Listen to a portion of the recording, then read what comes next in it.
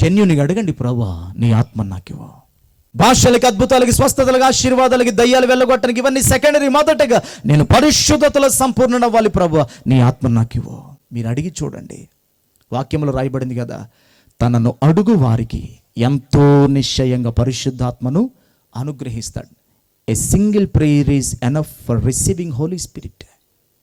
పరిశుద్ధాత్మను పొందుకోవడానికి ఒక్క సింగిల్ ప్రేయర్ చాలు. హృదయంతో నిండైన ఆశతో అడగగలిగితే.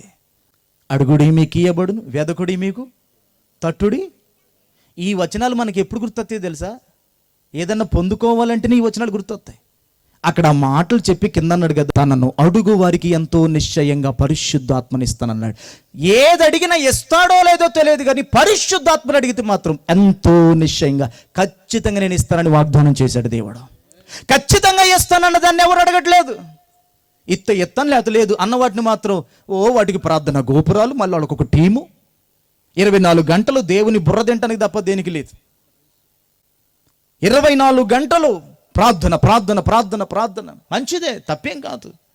కానీ ఖచ్చితంగా ఇస్తానన్న దాన్ని నెగ్లెక్ట్ చేసి, అసలు ఏమాత్రం భరోసా లేని, ఖచ్చితత్వం లేని వాటి కొరకు 24 గంటలు క్రైస్తవులు ఎంత తిప్పలు పడుతున్నారంటే దాన్ని బట్టి ఆధ్యాత్మిక పరిపక్వత ఏ స్థాయిలో ఉందో అర్థమవుతుంది ప్రియులారా.